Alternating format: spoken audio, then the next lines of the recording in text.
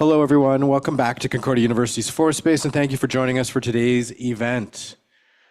Part of the 2024 Master of Design Research and Creation Symposium, Catalyst.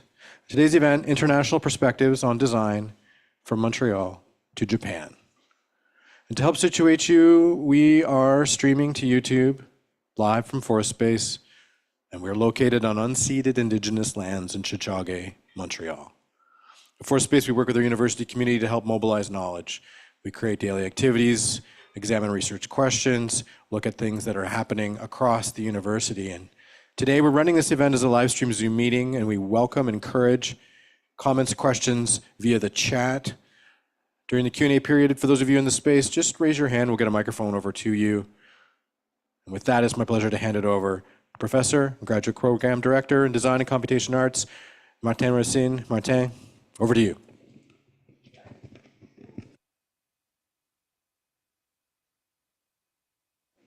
Thank you. So I'm happy to welcome you all, you lucky lads, those of you who are going to Japan. So I'm pleased. I hear that you got good news concerning some funding and financial support, so that I think is also a very positive note. So I'd like to introduce in a few minutes Guillaume Pelletier. So Guillaume will be leading the pack, leading the field school, and it is the occasion to learn Guillaume's professional trajectory better this afternoon. So the first part of the presentation, Guillaume will talk about his background, his past experience, his studies. He had the chance to work with a number of very influential architects, including Pierre Thibault, who has a very solid reputation in the area of architecture here in Quebec and abroad. He's also going to present his work, his projects, and also it's very interesting and exciting to know that, as you probably have heard, Guillaume's firm, his studio, has been selected for the pavilion, the Canadian pavilion at the Osaka 2025 Expo. So it all kind of leads to Japan. So this will be the first part of his presentation. Following this, Guillaume will lead us to understand a bit more, first glimpse into Japanese language. He's going to explain also the mathematical logic behind Japanese language. Then we'll take a break, and following that break, Guillaume will talk about Japanese design and architecture, the historical dimension, and he will conclude by presenting a bit more clearly the field school and all the activities related to the travel information. So without further delay, Guillaume, Okay, I leave you great. Thank you for the introduction. So we are leaving in a week and a half, I think. So it's a big, it's for your preparation before we go to Japan. We're going to talk about a lot of things today. So if I switch the first page. So this presentation is part of the Make in Japan studio we are doing this year. I talk a lot about culture, nature, architecture in my own practice. So you will see that in my projects. Just so you know, in Montreal, there's not an embassy, it's a Japanese consulate. And there's two programs, the JET program. So I did this after my study, is to go to Japan to teach English. So I did this for 2 years at the junior high and elementary school. It's a really good job, and it allows you to travel also while you have a little money. And after that, I found the MEX scholarship. This is also a youth scholarship if you want to do your undergrad. You can do this for 3 years. So I also did this, and that's why I did my master in architecture in Japan. So just so you know, so I was posted in I'm gonna stand up maybe, or maybe I use this, around here, the northern part of Japan, which was really isolated. And that's why I learned Japanese by myself. I didn't have the choice if I wanted to communicate. And here I am at 24. So all these students really helped me to understand the culture and the language. And these are small projects I did after I graduated in Japan. I entered various firms. So I did like a small residential project like this. So we did a lot of models, the structural models, cardboard models. This is another small house, really narrow. This is another project for like two family, one next to each other. And I also did a big project in China when I worked for Kango Kuma. So they use my pixel images that came from a flower. And this got built. It's an hotel project. And that's the model, the actual project. And the client was so happy with this project, he asked us to do another project, but with the same concept. So I used another image. And this is the elevation. And this is in Sanlitun, which is the foreigners area, let's say, in Beijing. You have the Apple Store in this complex. Then I came back to Quebec, and I worked for Pierre Thibault in Quebec City. So then I did a lot of residential projects in Montreal, a lot of renovation like this. And you can see like there's a lot of white natural materials. So I'm really into this kind of natural feeling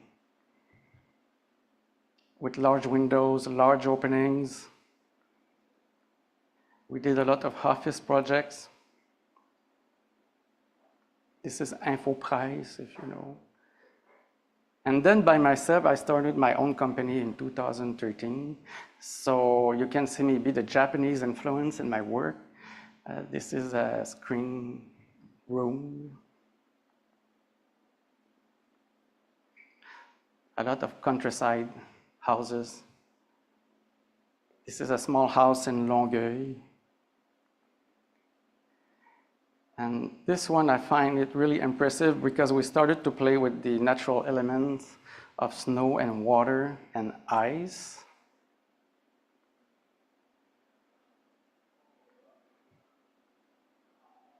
So in winter, it freezes. And these are like little Japanese elements that I bring back to my own projects.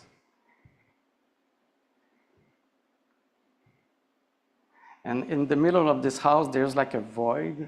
It's kind of a small art gallery space, which is kind of really impressive.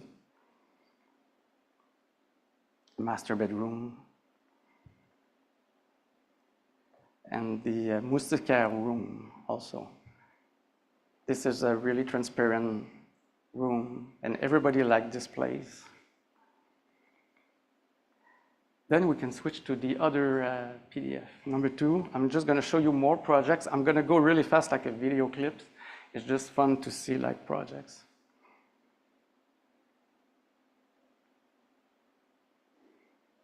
Is it there?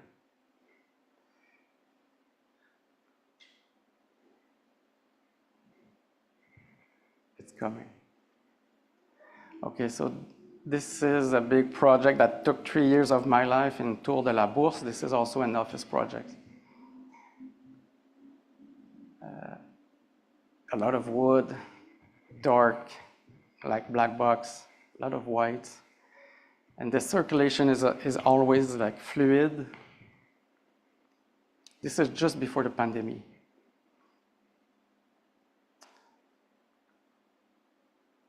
And a lot of small houses in the nature.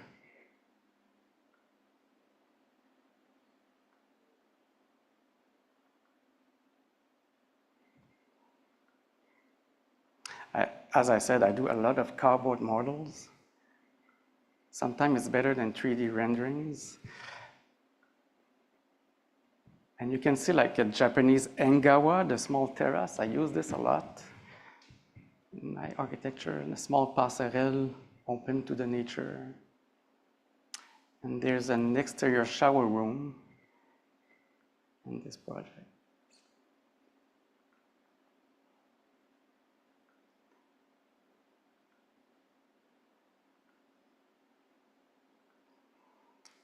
This is a marina project in Beauharnois. So there's a big terrace all around this project, so you can look at the landscape. Another small house.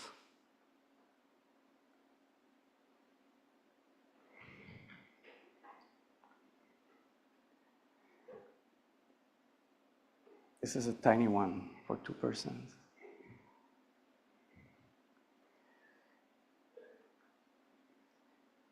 This is a kindergarten project that was not built, and it's just a white box surrounded by a patio. And there was like an inner court where the kids could play. And there's like project like this in Japan, actually.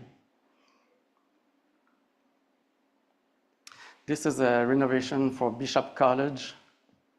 We did that last year. And this is a competition proposal for a school.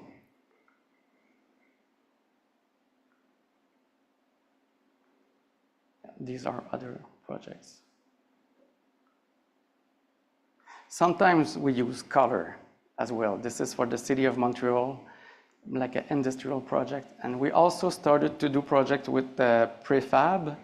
These are all proposals for kindergartens. And this project is also a kindergarten downtown Montreal, but it was refused because a lack of money, actually. And that's the model. It would have been the first projects like a kindergarten with 6 floors. Yeah, so that's it for the projects, I think. Then we can switch to the other PDF.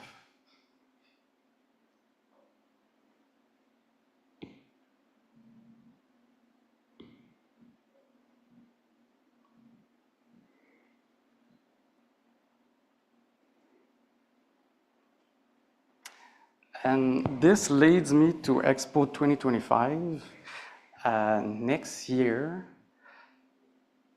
Just to show you, the theme is Designing Future Society for Our Lives.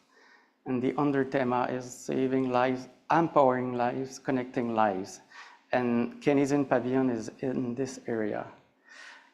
This project arrived to me through the university and through a colleague from another firm, and they were doing the Switzerland pavilion competition, and they were searching for a Japanese architect and somebody that could help them with the culture, and they found me.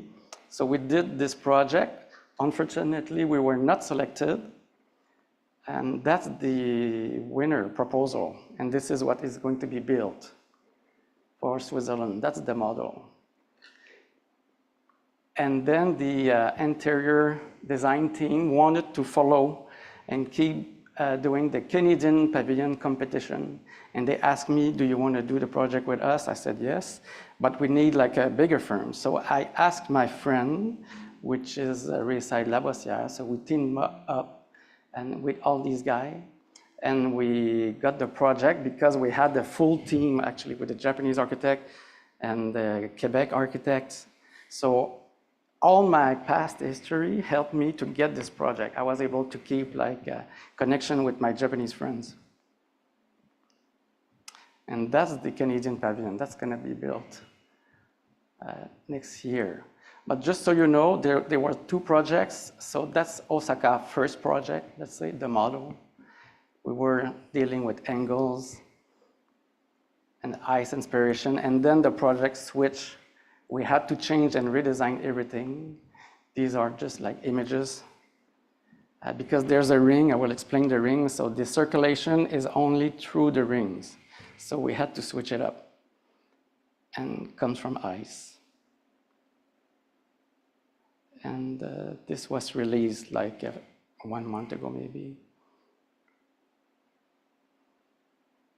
And Robert Lepage is working on the interior exhibition of these projects. So as I said, the main feature of this exhibition is the big ring that is made by Fujimoto, famous Japanese architect, and the Canadian Pavilion is going to be here. So there are some buildings inside the rings and outside the rings. And this is on the background, Osaka. And this is an artificial island. That's the situation. The ring is over here, last year. And these are 3D images of the ring.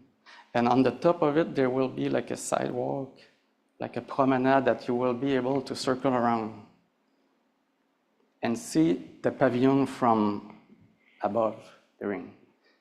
It's almost like a big coliseum made in wood. Yeah, that's the construction process. That's really an impressive structure.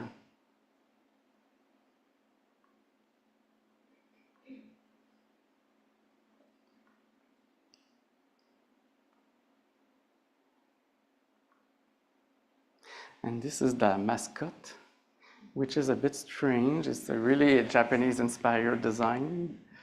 And also, there's like all these guys.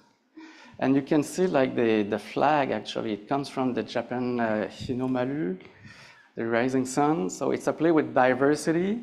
So there's and then the concept of this. And these are other pavilions from Spain, let's say. This is the Brazil one.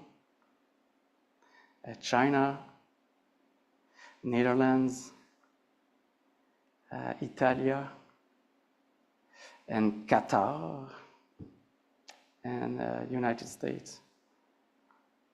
And that's it. This is just a small preview, but you will hear about this more like this year, this coming year. So you can switch it up to the next one.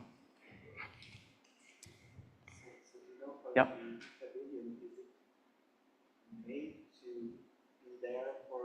Just for the exhibition, then they will, yeah.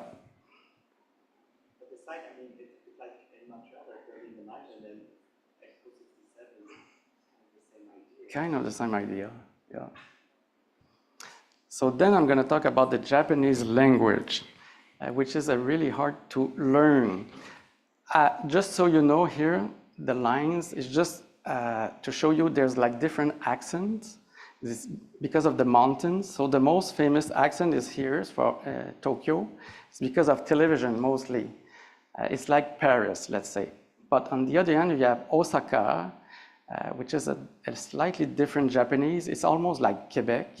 So it's a big accent difference.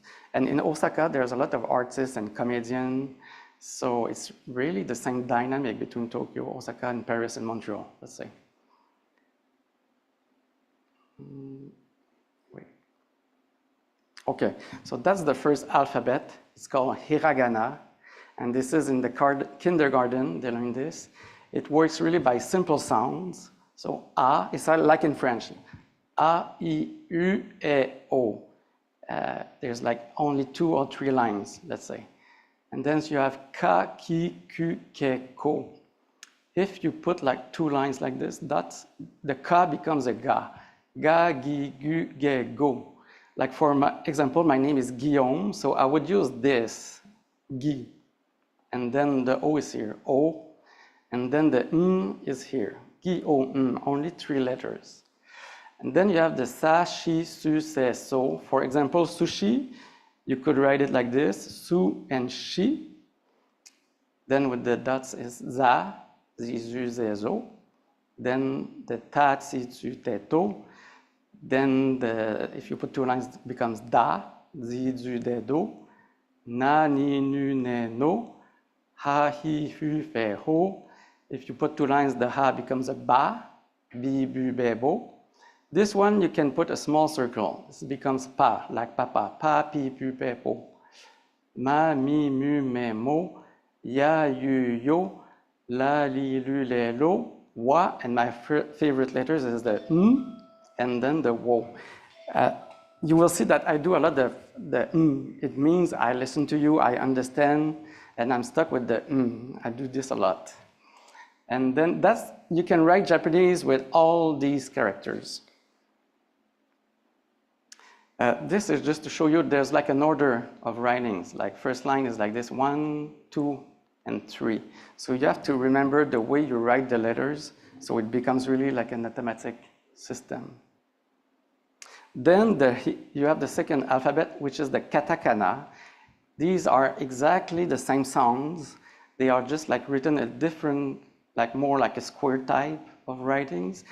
A, I, U, E, O it's used for the everything that is stranger to Japan. Like I am a foreigner, so I cannot use the hiragana.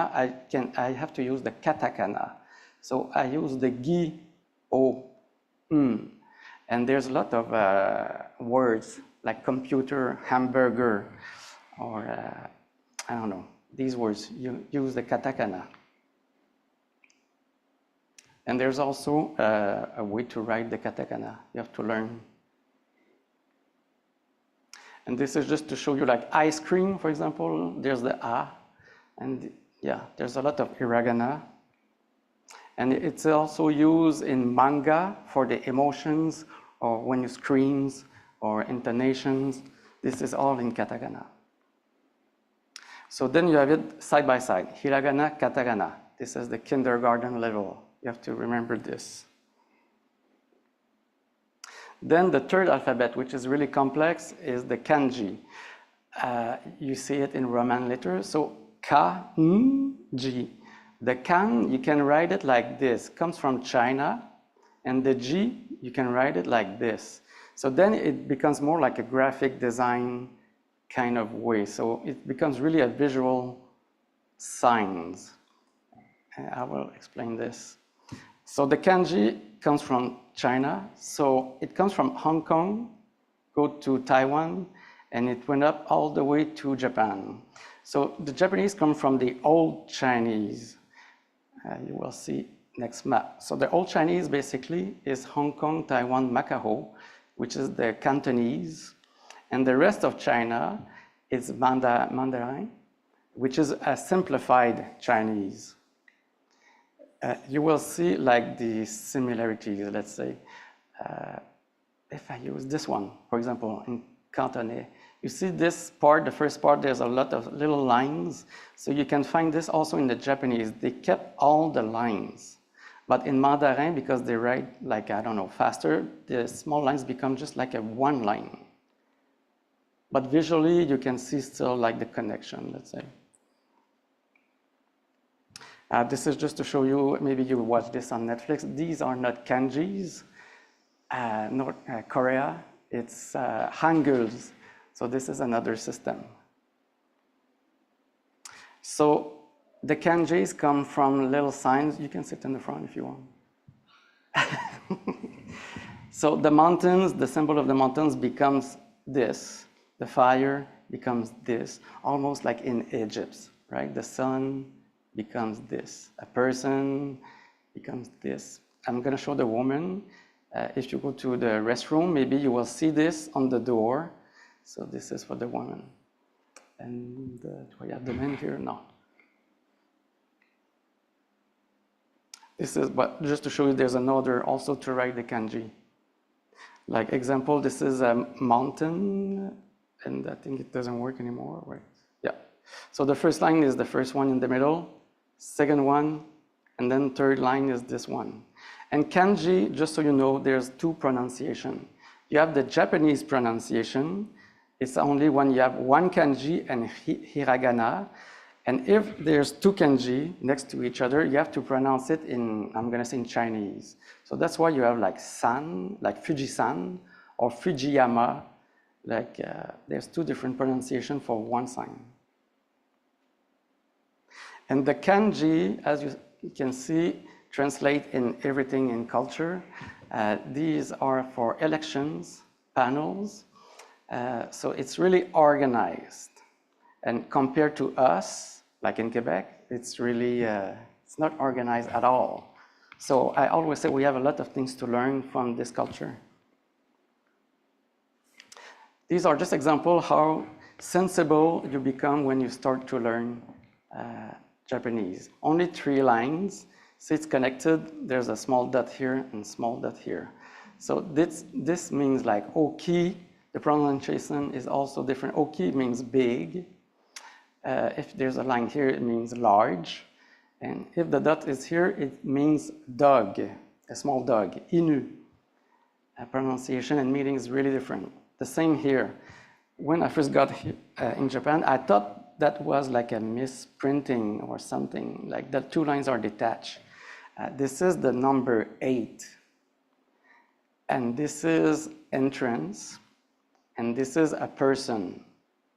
So it's really similar, but the fact that they are disconnected is the number 8, achi. Here, if you go to the restaurant, see this line here? It's not here. So this is like a horse, and this is beef.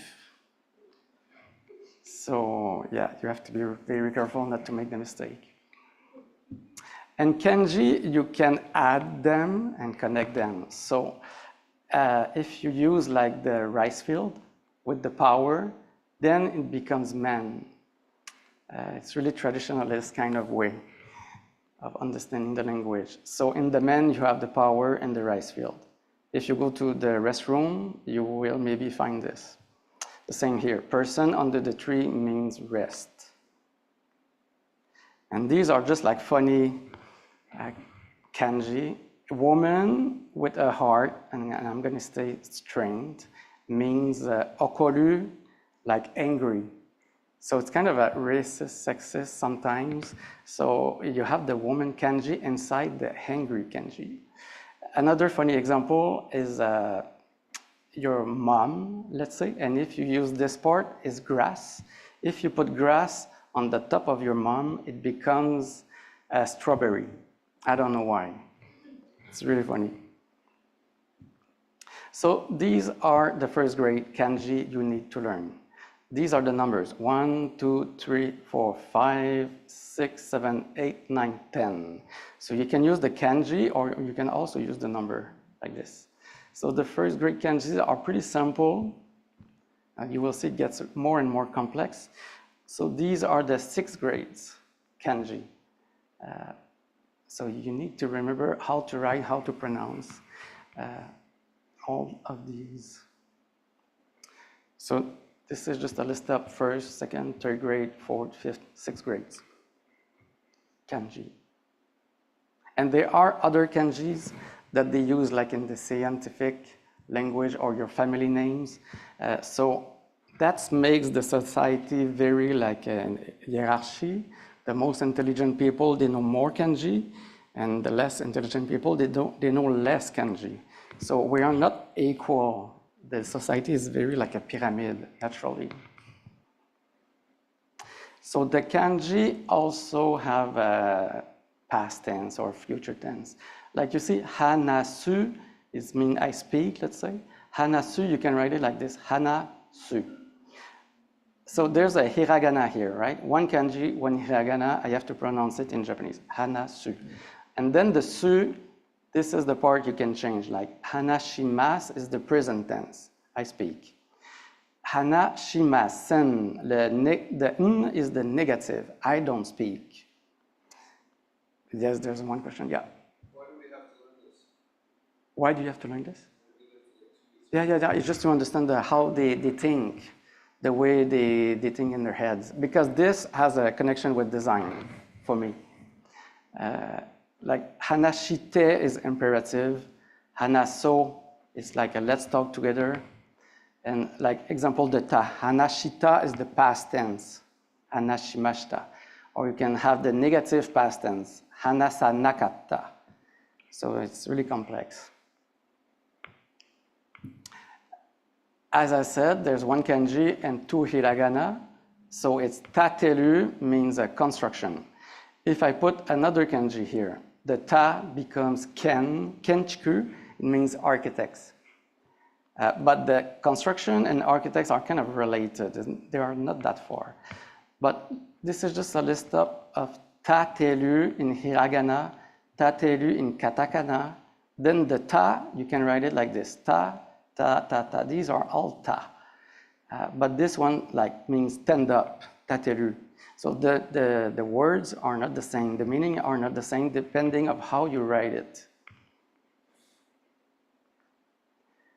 And this is like a typical Japanese sentence. You can write it all in hiragana.